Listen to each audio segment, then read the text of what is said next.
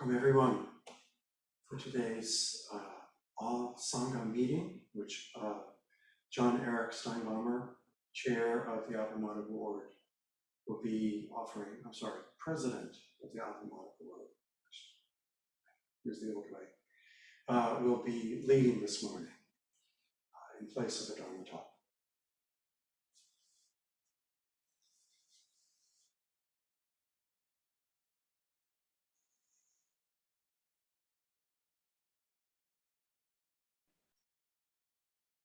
Okay. Thank you, Joel. It's just such a wonderful experience to see all of you coming into this room.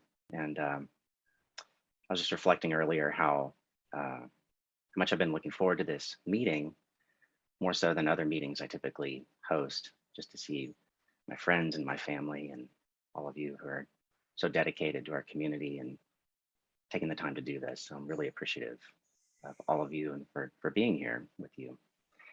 And although I'm kicking this off today, it won't be just me speaking.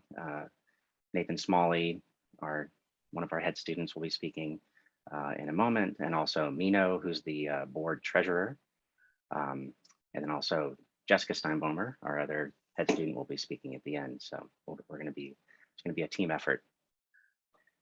And then just to set kind of the container for our hour today, we will try to keep this to an hour as much as possible. We have three primary items we're going to talk through today. So we're going to talk about the generosity model, which we're very excited to be rolling out in this way together. That'll be, Nathan will be presenting that. Then we'll talk about the Zendo space. I'll be speaking to that. And then Mino will talk about the overall financial well-being of Appamada. And then Jessica will have an announcement around Buddhist Action now. So those are the main things that we'll be talking today. And thank you all for those of you who filled out the survey. That really helped guide this conversation and really form the agenda for what we'd be speaking to.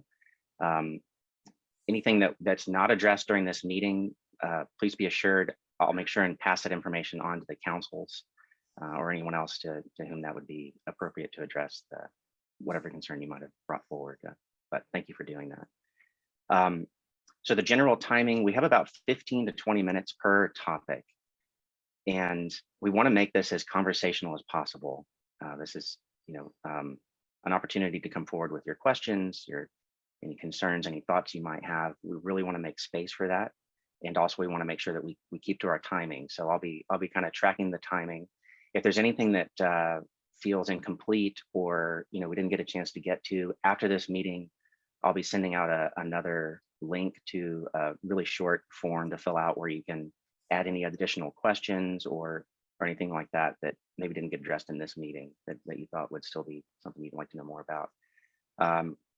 And also another thing I'd like to mention, in the interest in keeping the conversation going between the board and the councils and the Sangha at large, the board is now making it a part of our agenda to offer 15 minutes at the beginning of every board meeting for any Sangha member to come forward and speak with us.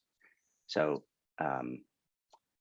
please take advantage of that. We'd love to have you there with us, and we'd love to talk with you. So I'll make sure that's a part of the form that I send out after this meeting as well.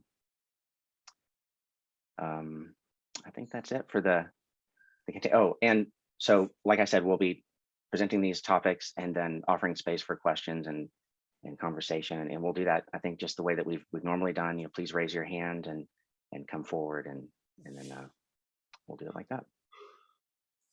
So again, thank you for being here, and I'm going to hand it off to Nate to talk about the generosity model. Well, good morning. It's a packed house, standing room only. It's so lovely to see everyone this morning.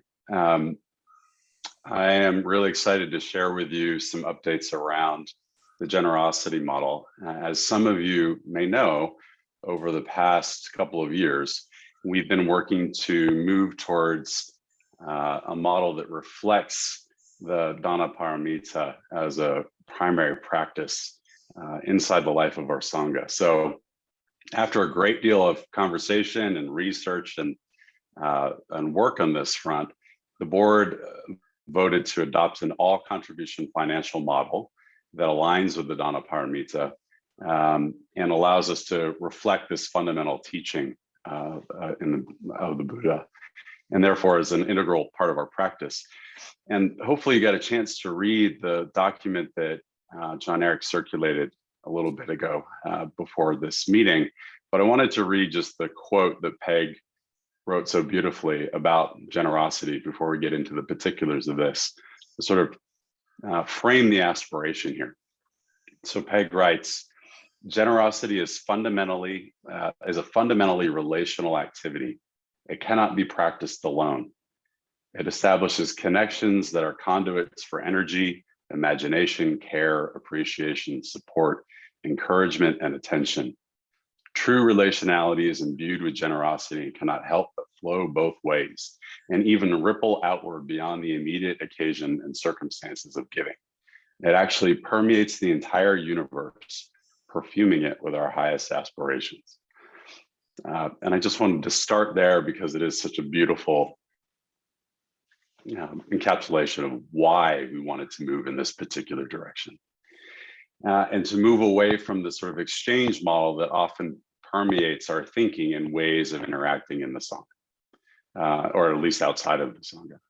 So to give you a little bit of context, I wanted to name sort of 3 points that I think will be helpful to understanding what this looks and sounds like in real life. So the first one I would say is that there are no longer numbers attached to things.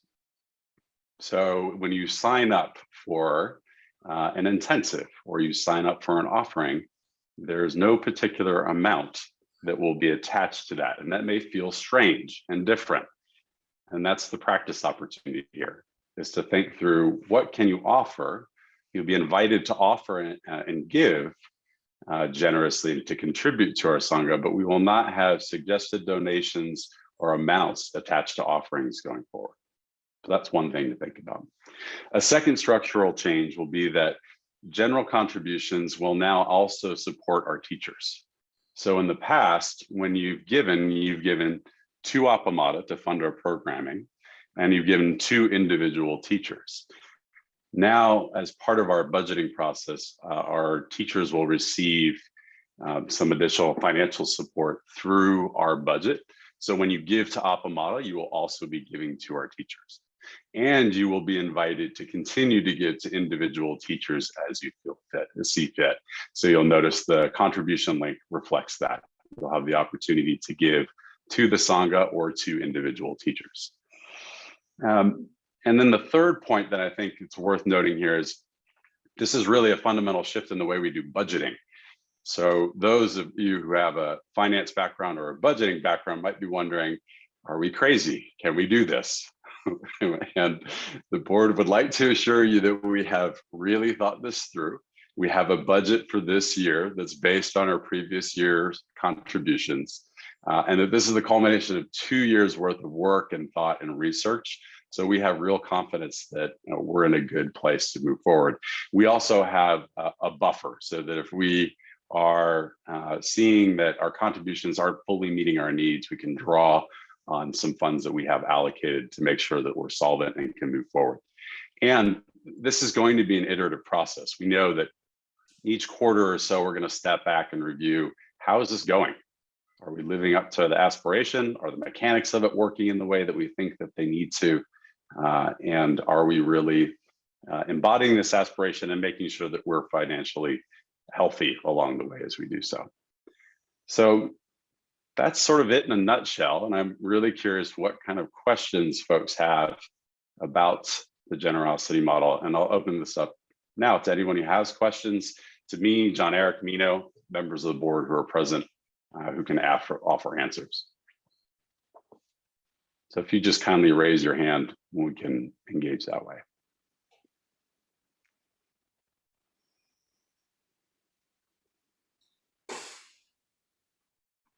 Hi, Eric. Oh yeah, Eric raised his hand.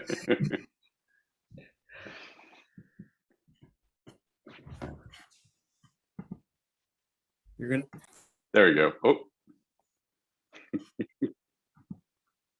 I think we're dancing with it, Eric. There we go. Yeah, thank you. Yeah, I couldn't unmute myself. One of the questions I have that I think was a question early on when this proposal first started circulating was what might be done it may be hard to imagine right now with us still dealing with a pandemic, but I would hope and imagine at some point in time we may have greater interest in participating in activities than we have space available to include people, such as at intensives and things of that nature. So curious what the process will be if, let's say we're hosting an intensive and it's a remote intensive and it has space for, so many people, and you get more than that are interested in participating. What would the process look like to tell some people that unfortunately there's not space for you, or, what would that look like? That's a good question. I don't know that we've come up with a defined process just yet, to be perfectly honest. I think the physical constraints, this constraints of physical space will obviously be clearer about what we can offer, and we can always look for alternative spaces to house it. But I haven't thought about the digital space. So open that up to other board members with thoughts, folks who have thoughts. Yeah, I'd be glad to speak to that. What I took from your question, Eric, was, is it, if we open this up, so to speak, with the generosity model, right, will we have more people than we can manage, basically? Yeah, More or less, yeah. I think that might be in some ways kind of a wonderful problem to have, potentially. But yeah, you're right. That's definitely something, we would need to think through. And I think, speaking to what Nate said about this being an iterative process, we're really we're entering into a really exciting experiment with this. I can speak to this actually, Eric, and that is the way this is handled was handled with JOCO, and also is handled with places like IRC is by lottery. So people know that they're entering a lottery. At IRC, they make a deposit which is never cash, so that their credit card is never charged unless they cancel too close to the date of the intensive. But everyone knew with JOCO that there was a lottery. She also reviewed the applications to see if there was someone who had been trying to apply. So there's a way that you keep track of who's applied and a number of times, so that you make sure that they get into the next, they get a priority for the next intensive. But that's the way it's been handled most equitably, I think, in the past. Okay. Yeah, I mean, I think that's, well, I'll leave it at that. I think there's probably some iteration, as John Eric suggested. I think one of the challenges is because we have generally, I mean, again, the pandemic has disrupted things, but we've generally had seasonally certain events, but they've never really been exactly on the same days. So like some years, depending on how the schedule for the intensive comes out based on work and so forth, some people can participate that time and then not the next. So the lottery seems equitable, but at the same time, you may get admitted at a time where you can't take advantage of it, or something like that. Yeah, that's true. Actually, what people do then is they defer. It's not a perfect system, but it's a better system, let's say. Yeah. Okay. And at least what prohibits people from participating isn't cost. That's right. So that it does feel more open in that way. And as Obama said, better is good.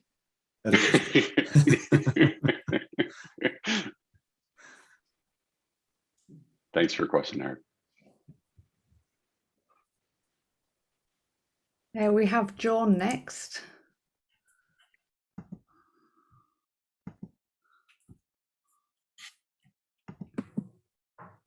I just wanted to take a moment to celebrate.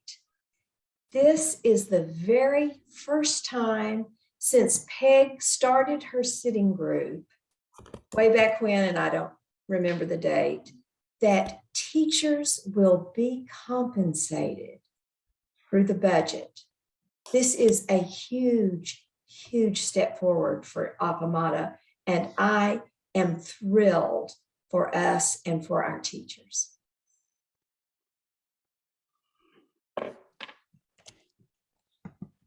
Thanks, Joan. I'll have Stephanie.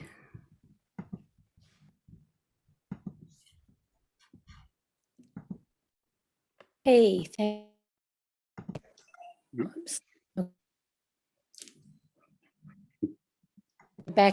Keeps going back to mute. There we go. You're good now. Okay, thank you. So the question I had follows up on Eric's, and that is, are we not going to offer this, our gatherings, whatever they are, as hybrid models so that we have a Zoom component also? No, there was no intention of abandoning the hybrid model. So that I'm wondering then, so this lottery would include a limited number also for Zoom, is that right? We hadn't discussed the limits of Zoom as Well, a I was just particular wondering space. So the lottery would be only for those participating in person, and then we might have an unlimited number who then could still participate by Zoom. Absolutely. That would be my assumption too. And Okay. that means that people who are not able to get in via Right. the lottery could still participate online. Great. I just wanted to be clear about that. Absolutely. That makes, yeah, that's wonderful. Thank you. Thank Yeah. you.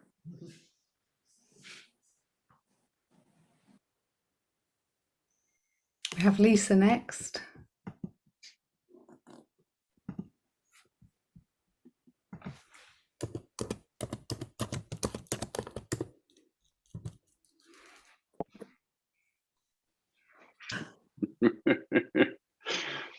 Zoom life. There we go. Oh, Oh, don't touch the button a minute, Lisa. Oh, it's not on mute. There you go. there you are. Okay, I think we've got it. So regarding compensation for teachers, when we make an offering for an intensive, would the teachers associated with that intensive be automatically, compensated? Yes. So when teachers offer an intensive or make a particular offering, they will be compensated on a stipend basis for their offering. And you are welcome to make an offering to an individual teacher as well. Okay, that piece is pretty clear to me. What about in general, all of the teachers and entrusted teachers at Appamada? If we make a general contribution to support Appamada, or, which I've done in the past, not non-specific, Right. then just some amount of that, you know what I'm saying? It's like, oh, there's a variety of teachers involved at different levels in different ways. How does all that work? Yes. So they will receive monthly compensation as well, in addition to, and then will receive compensation in the stipend form for particular offerings. So when you make a general contribution, you are also contributing to teachers being supported that way. So every teacher at Appamada will be compensated in that way? Correct. Okay, that's really a different model. And it makes it easier. It's really different. It makes it easier in some ways for me. And yet I can see I have this little emotional component, this little attachment piece, that I've developed over the years. And it's like, oh, it's a challenge. I mean, this is a new practice challenge. I don't have to make a decision if I just give one contribution, but there's still the little piece of worrying and wondering, is it enough? Is it too much? Is it too little? I'm sure we all have that. Mhm. And I'm sure this model will invite a lot more of that. Yeah. You've correctly, Lisa, identified this as a practice challenge, right? Yeah, it is. Yeah.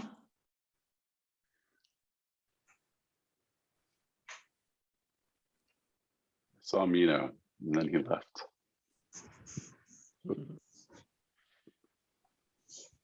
Has he gone? He's Oh. disappeared. I put my hand down. Lisa, thank you for helping us. It's been, even for those of us who've been trying to build the how this model would really work, it's been complicated to sort of find the best language for this. The two terms we've been using are stipend, which all teachers, all senior Dharma teachers and entrusted teachers will receive monthly at 2 different rates.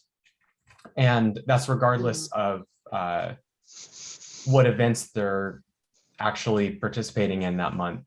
And then we have a supplement to that stipend that is sort of an hourly rate for any kind of teaching, whether it's a class or an intensive, and so that's additional to the stipend. And both those, all those rates are set by the board, and we intend to review them very frequently at first and at least annually going forward. Thanks, Mino. Clayton next. I'll unmute you, Clayton.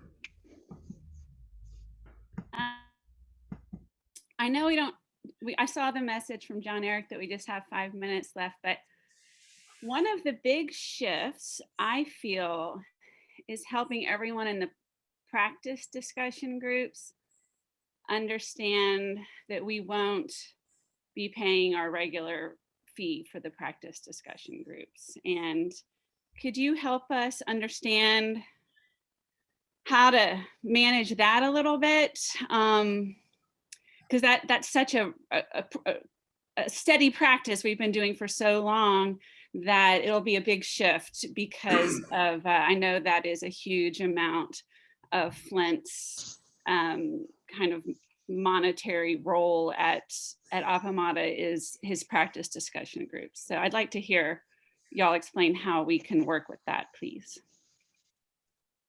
Sure. I think that the first thing to note is that when we were thinking about the stipends for teachers, we were very conscious of the revenue stream that was. And so we wanted to make sure that Flint and Peg were both compensated appropriately in ways that were aligned with what their previous experience had been. So that will continue, that will be enabled through the stipends now. So then the question becomes, as a participant inside of the practice discussion groups, what is your call to offer? Like what are you called to offer in that space? So then it becomes an opportunity to practice in the same way it will for other spaces and other offerings inside of the Sangha. Okay. Yeah, I'm curious if other folks would have a response to that, or Peg or Flint, since you're here. I don't have anything particular to say about that. I don't have practice discussion groups at the moment. So our concern when we began thinking about budgeting was to make sure that that Flint didn't suffer as a consequence of this, a loss of income. So that's what we're establishing. And I don't think I'm going to suffer. I do understand the question and its intention, Clayton. Thank you for your sensitivity about that. But I think that the way that the board has set it up, you included, has been very, very generous. And then it inspires us on all levels, not just practice discussion groups, on all levels, to think about, is this valuable? And sometimes if it's really valuable, what would I offer to make sure that this value continues within the Sangha and among all of us. So it's not any different than anywhere else. And I feel very confident. The Sangha is so loving and generous. And so I feel very good about it. I know we're probably out of time on this segment. I want to be good to our time. One last thing about this, Clayton, is that this democratizes the practice discussion groups. Yes. I think you can see a little bit more opportunity for people who otherwise were not able to afford that. And that's a very exciting message to lean into. So thank you. Okay, thank you all for this discussion. It's so wonderful to see this open up in relationship like this. We've been talking about this for so long, and now to be able to have your questions and conversation around it is so enriching, and also just adds so much more fidelity to this thing that we're doing together. And this is something that we're gonna, I think, continue to talk about as this unfolds. So this won't be our only opportunity to have these questions. And as I said, I'll be sending out a form later. We can offer some avenues to talk more about this. I'd like to transition now to talking about the Zendo in Austin, the physical property.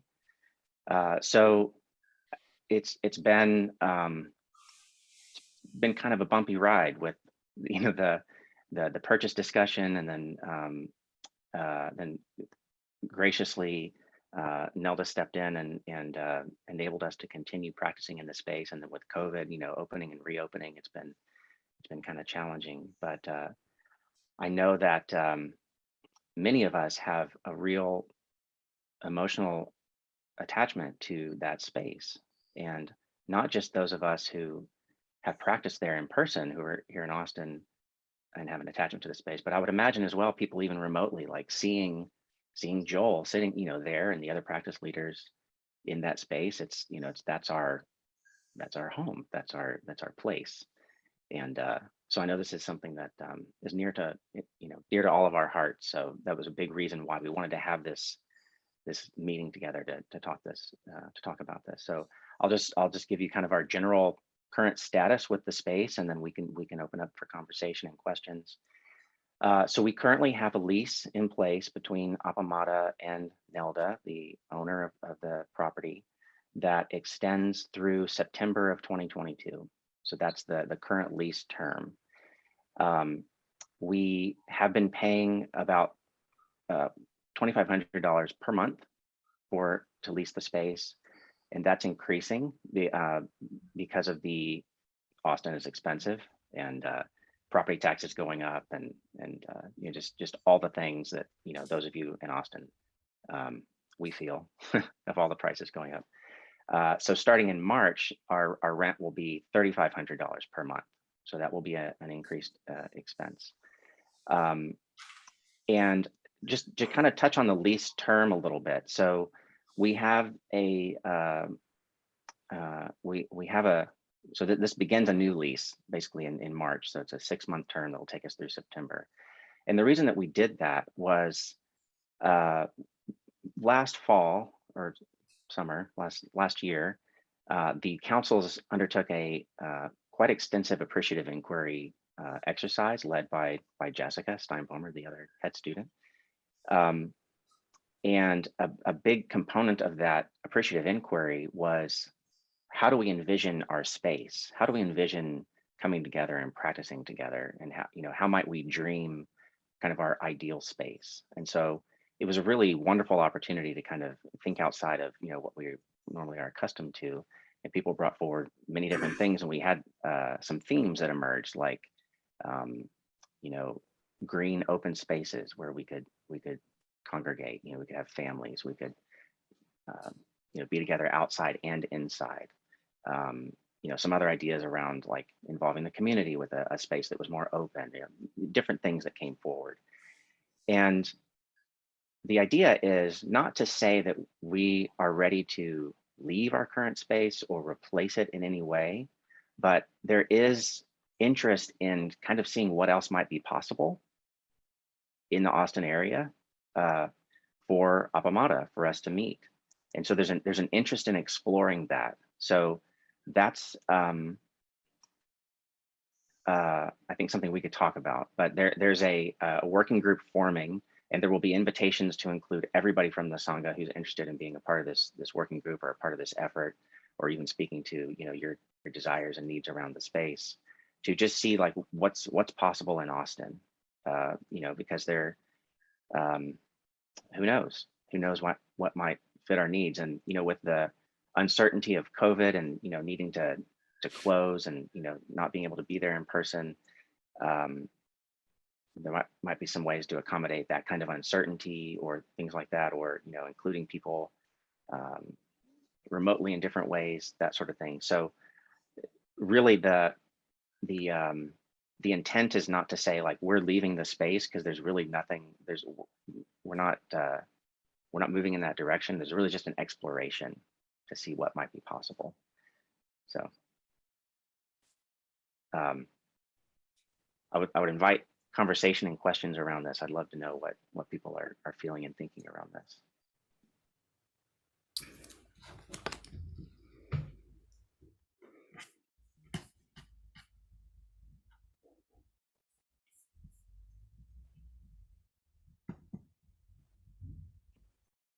And notice in the chat, Robin's bringing forward that we've identified the need for accessibility. You know, people who are mobility impaired is not currently something that's reflected in our current space. So we have limitations around ADA compliance. So that's something that is certainly on top of our mind as well. How can we have a more accessible space as well? So that might be part of what we're looking for.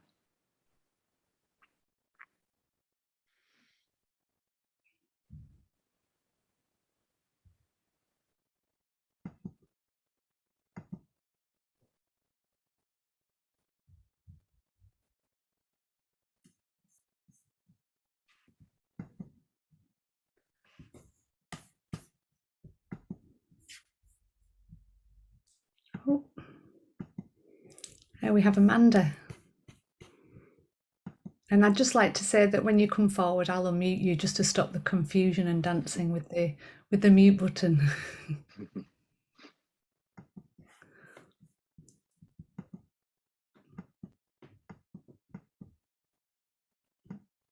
Oh, it's not working, Amanda. There we go. Yeah, so my question is it necessary, or is it, you know, is that whatever, does everyone want a single physical space?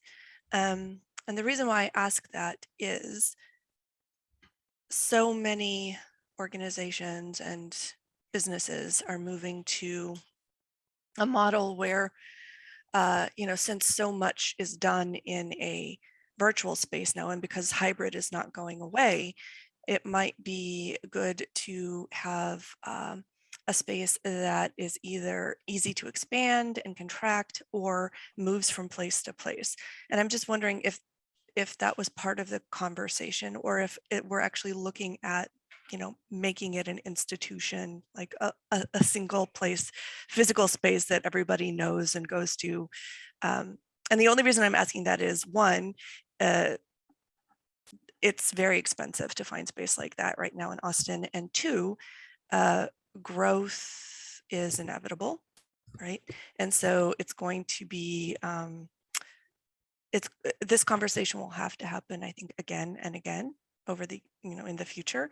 And I just think that maybe it's a good idea to consider that before settling into one place and then having to make a change again because of growth. Yeah, excellent points. And we did discuss that in the, we've discussed that in the board and as a part of the appreciative inquiry with the councils. Absolutely. Yes, that's the thing. Yeah, things are just changing so much. And you're right, this hybrid thing, this remote thing is not going away. And in some ways it's been such a gift to broaden our Sangha and grow, as you said, like internationally has been phenomenal. So yeah, it's definitely something we need to think about. And I think from, you know, a practice perspective, you know, we do want a place. There's a place for the altar.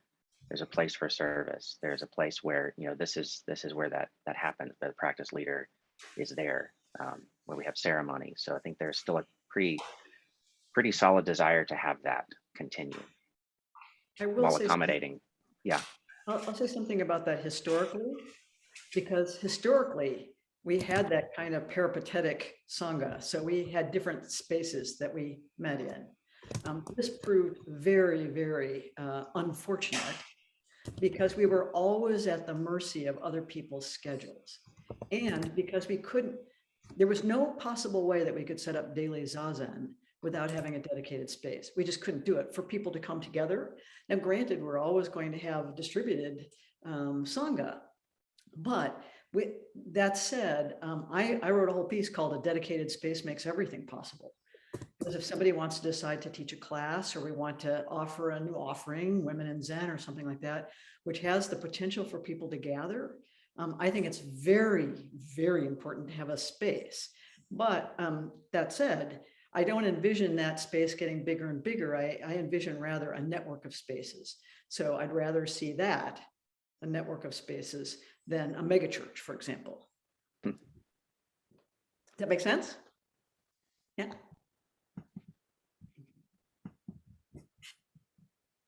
We have John Mueller next.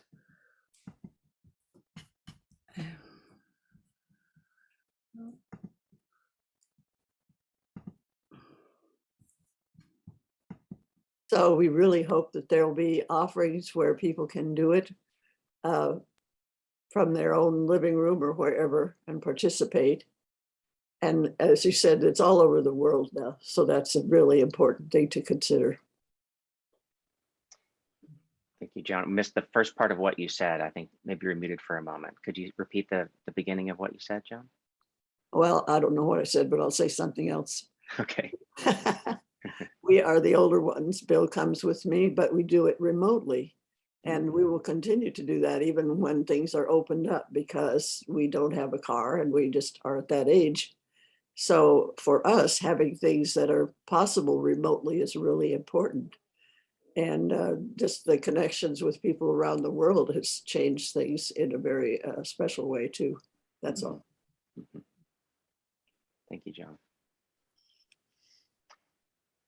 And I think we have time for one more. Cersei, maybe? Mm-hmm. Am I unmuted? Okay. I just wanted to say that one thing that struck me, and I know that I didn't participate in appreciative inquiry, so this may have been well trod, and my apologies if that is the case, but since we're having this conversation now, the idea of this network of spaces really appeals to me, spaces that we control, because we don't have to invest in one giant space, and we could potentially keep the space that we have and that we're all attached to. But one of the things that we're not talking about that I think is important is that if we have a kind of polynucleated Sangha, is that people in other parts of town will be able to access that space more readily. And that we could find ways through Zoom, since we're already to connect with each other in those spaces. So there's something about that, given our changes, that is a very different model than talking about the one dedicated space. And I'm just wondering, I know that there was some conversation about whether the current space could be made ADA compliant, and I think it was astronomical, the price, but I'm just wondering if you could share that as a reminder with us. Thank you. Yeah, we haven't revisited that lately, but when we went down that road, which we did some considerable research around it, it was quite prohibitive from not just the architectural perspective. There are things we can do architecturally with the space, but from a code compliance, getting the city involved now, and moving from it just kind of opens up a lot of things with the city and codes of, like, now it's not just a residential property. It's I don't remember the exact issues that were raised with it that. Had a lot to do with ownership. So because Yes. Sangha would be owning it, they would have they'd be held to a different standard than if it's an individual who owns it. And so that's why it came to be problematic for the Sangha, but not problematic for Nelda. I'm just thinking about that as an investment versus trying to find a larger property to accommodate us in this market, which is not going down anytime soon, according to everything that I'm hearing. So Yeah. thank you. Yeah, thank you. And that's a big part of what this exploration will continue to unfold. And really, we want to invite the Sangha's participation in this conversation moving forward. So you'll see some communications and invitations around that coming out soon, I think. So, thank you all. We'll move on to our next item now. Let's see, we'll hand this over to Mino. He's going to speak to our overall financial well-being.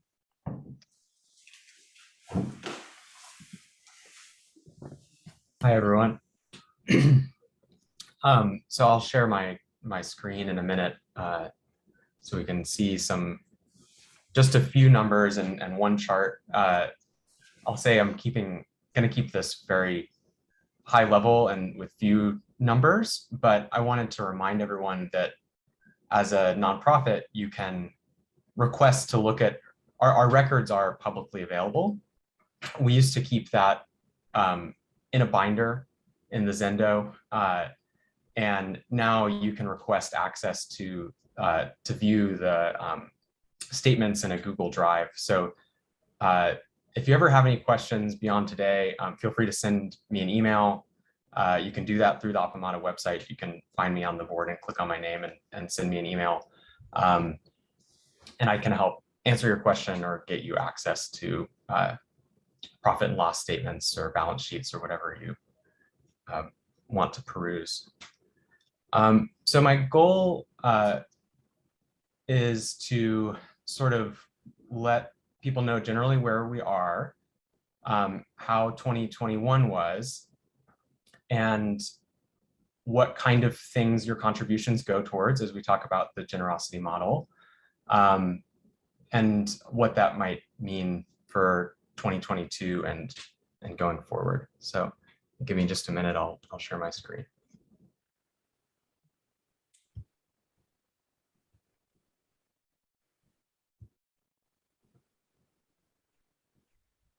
Getting a sneak peek. Okay, don't look at that chart too closely.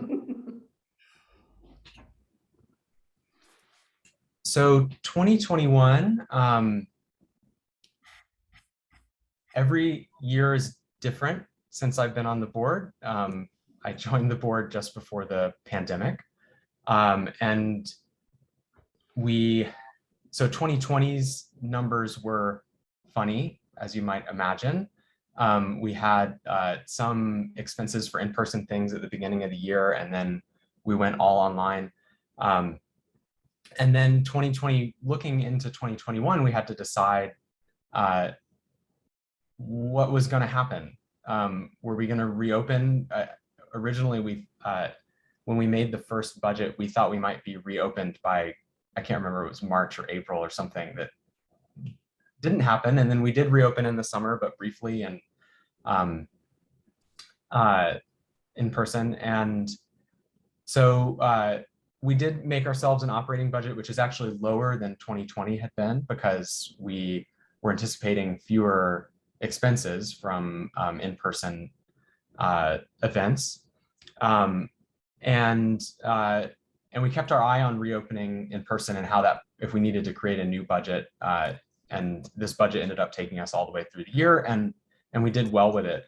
That 2021 income is almost entirely from donations. And when I say almost entirely, it's like 98+% from donations, and a little bit from interest and Amazon Smile, things like that, which are also a kind of a donation.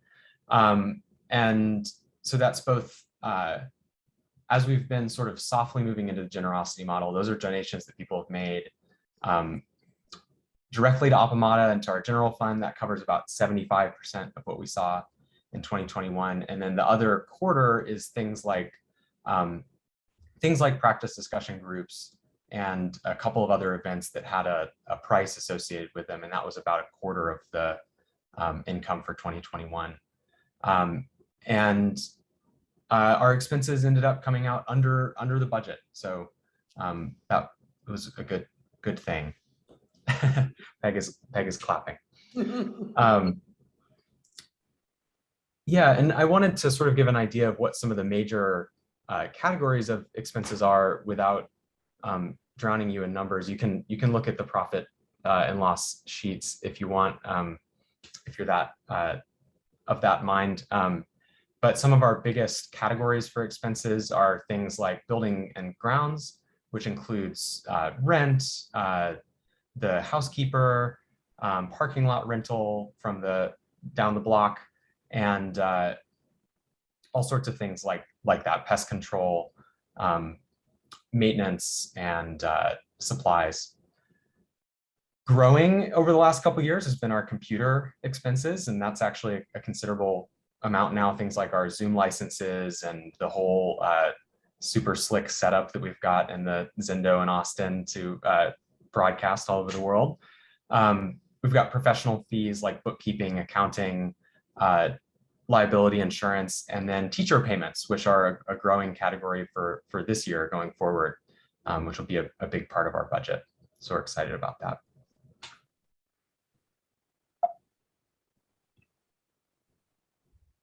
This chart shows our income and expenses through the years. From when we started tracking it back in 2008, where there were, in our accounting software, we have $850 of donations and 0 expenses listed. $850 of donations from about 4 people. And things have gone up from there. So this is really interesting to see. You can see sort of some pandemic things here at a high level, where 2019, we actually had our highest income, but also higher expenses than we have generally. So that's sort of been a shift as we've gone into the pandemic, that we're still sort of, we're still seeing a lot of donations, but also our expenses aren't quite as high. Yeah, I can flip back to this if anyone has questions about it later. A note on this is that in 2020, we saw Robin Risso's bequest come in, and I didn't include that because it's an outlier in our income.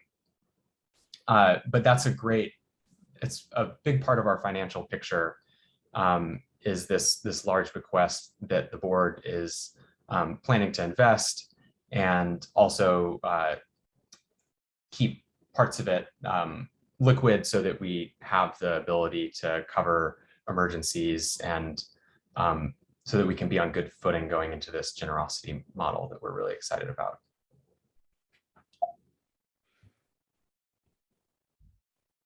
So looking forward to 2022, we again have sort of a funny year, and we expect to revisit our budget for a couple reasons. One, we will see what happens when we go back. We'll see what happens with the pandemic. I'm like trying to stay away from absolute things. But we'll see what happens there. And then we also have the generosity model at the same time. So we have some big, exciting and a little bit scary things happening. Definitely unknowns that we're sitting with as a board. You know, our role is the, financial responsibility of the Sangha. So we're keeping a close eye on these things and revisiting our budget as we go. One of those exciting things is that our 2022 budget has a large budget for our teachers' stipends and supplements. And we've mapped out the kind of courses that we're going to have throughout the year. And this new model has allowed for us to budget for teacher payments in a way that we didn't before. It was sort of event by event, and there was a portion of that would go to a teacher, but it was event by event. And now we can see a layout of the whole year and what we expect to spend there. and what we expect to give to our teachers. So that's very exciting. And yeah, I invite you all to support that. It's a super, super cool initiative.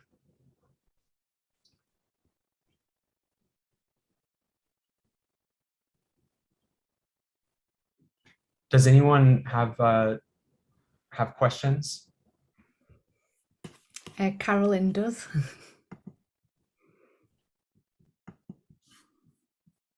Hi, Carolyn. Hi. Hello.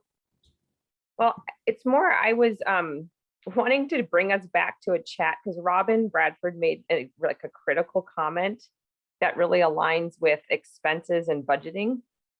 So she had made a point, I don't know if everybody saw it in the chat feature, that really it's these recurring monthly payments.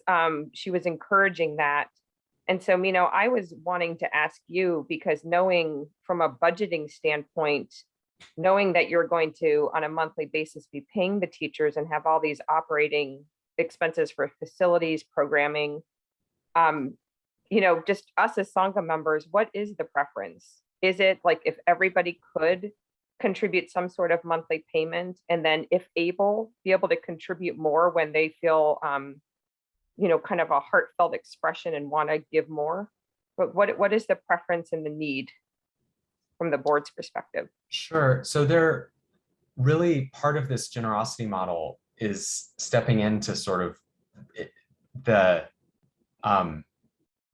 Dana might mean very different things for different people, and that those can all be expressions of giving. And so I've spoken with Sangha members who have different preferences themselves for how they can account for giving in their year. And so I hesitate to say that we have a preference. There is obviously that, income. I didn't show a chart of our income or donations throughout the year, but actually traditionally that varies quite a lot as well. So our cash flow month to month changes, and yet our expenses are pretty constant. And I think whether or not giving monthly works well for you, I would encourage thinking about supporting Appamada in general as this thing that has value in our lives beyond just an event by event basis, because that was sort of the transactional model that we had before. Was you go to a class or an intensive and you give for that. And as we all know, this is something that Appamada hosts. I forget how many events per week. It's a lot. And there are people, teachers are working and constantly to make Appamada what it is and show up in the Zendo in the morning. So to support that beyond just individual events and to give general donations when you can is very helpful for Appamada. Sorry for skating around a firm answer for your question. We try not to have preferences on the board. I think for some people, it's the regularity. They recognize the regularity of expenses, which is just what you're pointing to, Carolyn. And that's where their heartfelt generosity is evoked. And they recognize that. And there are other people who have a different connection and who have a different income stream, let's say. And so they handle their offerings maybe in a more lump sum kind of thing, because that's the way they're thinking about it. So it depends a lot on just how people understand their connection with Appamada. It's really a relationship, right? And so I think that's another practice edge for people, is to determine what is the nature of my relationship with the Sangha.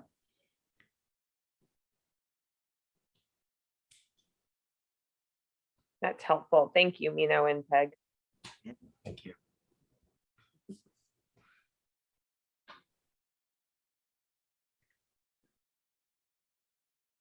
Have Becky next.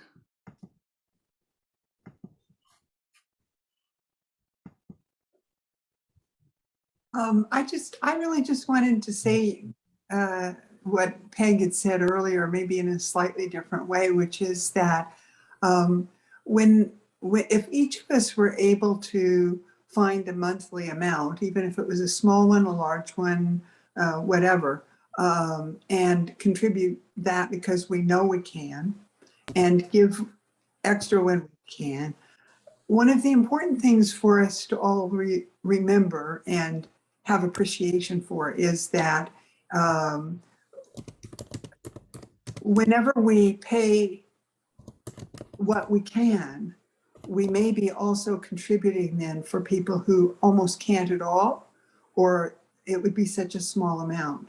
So even if you are having, some regular thing like practice discussion that's been part of what you're doing, to put that into your regular amount, because maybe next year you won't be doing practice discussion, but you will be making it possible for other people to do it who might not even be able to consider it otherwise. And so I think that that's just an aspect of Buddhism in action, and of inviting what we want as a Sangha, which is that that people don't have to go through turmoil in relationship to participating, not financial turmoil.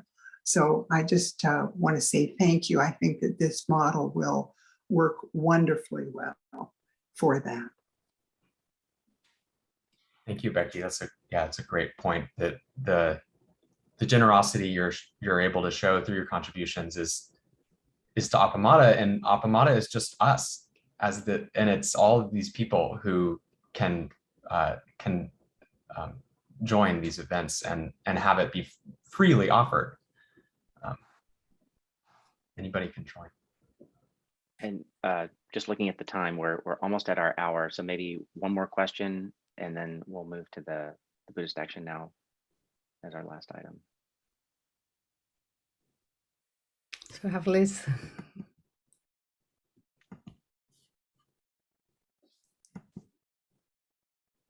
Hi, everyone.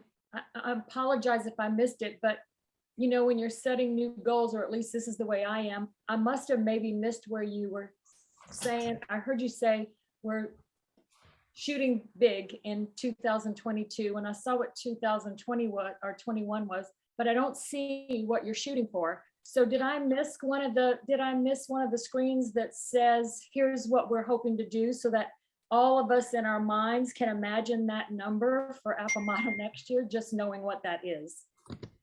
Sure. It wasn't included in, apologies for that. I wasn't sure if it would be included in Nate's section with the generosity model or not. So our budget for 2022 is $158,000 in expenses. And so it's a big number, and we, with the way that we've seen contributions grow, we're really we're hopeful for that generosity, and we're also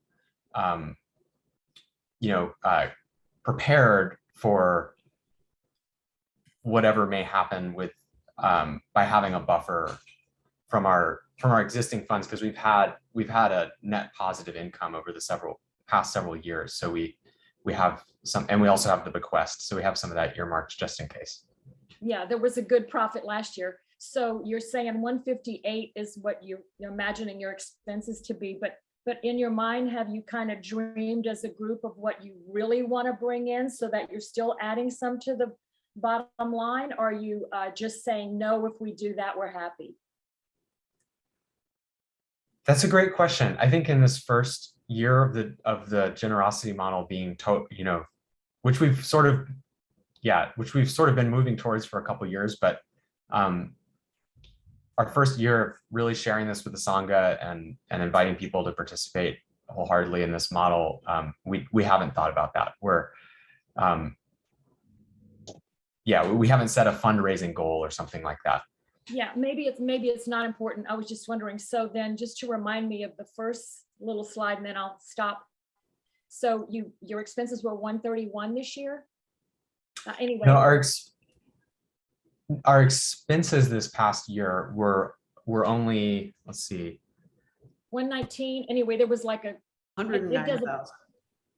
109,000. that was, Okay. yeah, that was our budgeted expenses this year, which was lower than usual. Yeah, so 109 to 158. Okay. Yeah, exactly. Thank you. Thank you. Thank you for all y'all's hard work. I know it's a complicated time, but it should work great. So here we are. Thank you. All right. Thanks, Liz. Thank you. Thank you so much, Mino. Thank you, Liz. And I think this really reflects how we're stepping into this as a practice together. Like this is now a really active, energetic part of our practice for all of us, including the board. And I think our last speaker is Jessica to speak to Buddhist Action Now.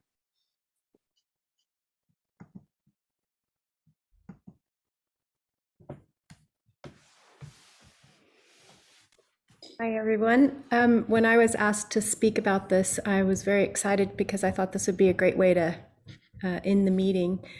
So I'm not actually a part of Buddhist Action Now, but I was excited about their message. It's kind of like I'm not a doctor, but I play one on TV. Anyway, I'm going to share my screen and show you just a quick thing. I know we're over time. Oh, sorry, maybe I can't share my screen. Should be able to. Yeah, Yeah. you should be able to, Jessica. I've set it so that you can.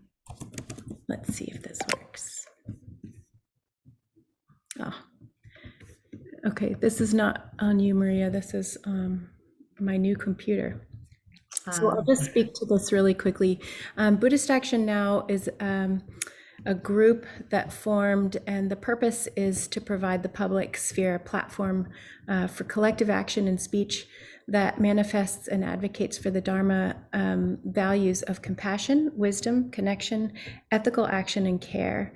And by our vow, we speak out and take action on behalf of all beings for their liberation and relief from suffering.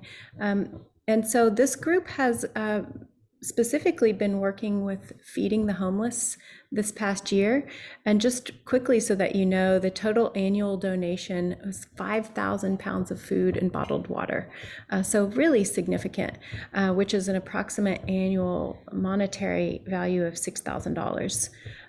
So folks have really been pitching in with that. And there's a new leader needed for Buddhist Action Now. So if you're interested in stepping up in that kind of a way and taking some action in the world, you can contact Kim Mosley. I think Kim just put something in the chat, and here's his email as well. He's hosting a meeting today at 1 p.m. So in just a couple hours, 1 p.m. Central Time, 2 hours from now, if you're interested in finding out more about Buddhist Action Now or in leading the charge there. Thank you. That's all. And he said to use the morning Zazen link that's on the calendar. So just use any of the morning Zazen. Well, thank you, everyone. We're a couple minutes over. I appreciate you staying. And thank you to everyone who presented, and so much appreciation for all of you and our teachers. Thank you for being here. And thanks to our board and our councils. And we'll follow up with more. Great to see you all. I just want to say thank you, John Eric. Thank you, Mino. Thank you, Nate. Thank you, Jessica. It's wonderful to see this leadership in the Sangha. It's so warm, it's so heartfelt, and it's so connecting. And this is why I love this Sangha so much. So thank you, everyone, for being here, for caring about Appamada, for connecting with each other, for supporting us, for helping us think about things in an intelligent way, in a wise way, and make good decisions. So thank you so much. I want to just echo that, and I know we're wanting to go, but it's important. It has been important to me to see all of you and hear from all of you, because I'm at a distance, like many people are, and to see such life and such beauty and such competence and care and actually generosity as a result. You're living what you're asking for, and doing this together continues to be inspiring and encouraging to see how we're going forward. So thank you, thank you, thank you, everyone.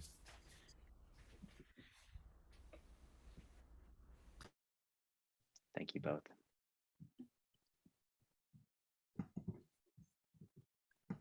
Okay, I think we'll end. And thank you, Maria, for your quick moving in this meeting.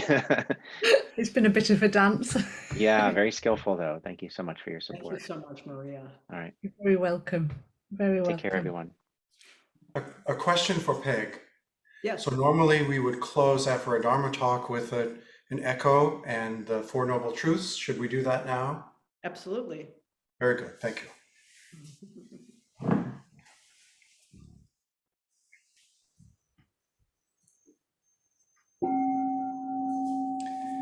In offering incense, observing silence, and participating in the All Sangha meeting, we extend compassionate care to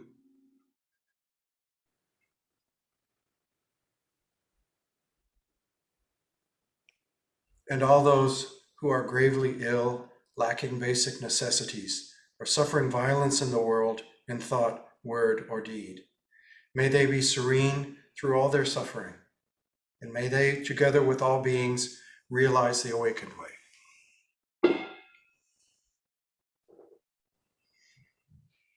Caught in the self-centered dream, only suffering.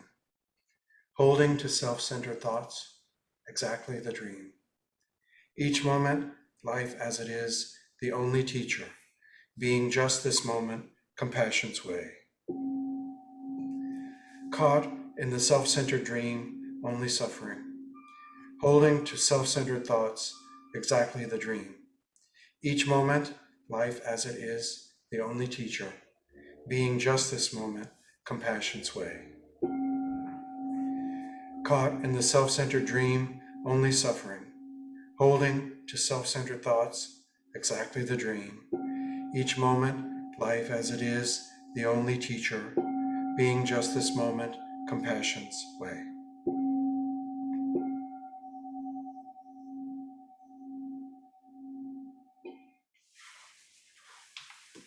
Thank you so much, Joel. Should I continue with the vows and the rest of the? Yes, go ahead. Okay, thank you.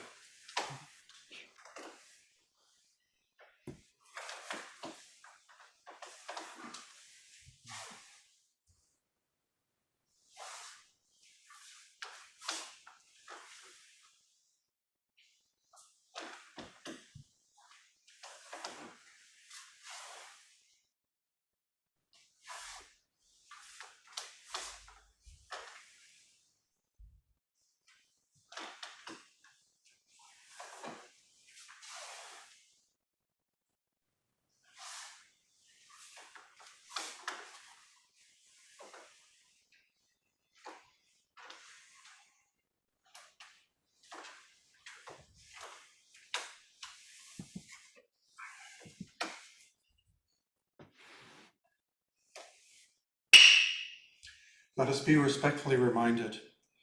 Life and death are of supreme importance. Time swiftly passes by, and with it, our only chance. Each of us must strive to awaken. Be aware, do not squander our life.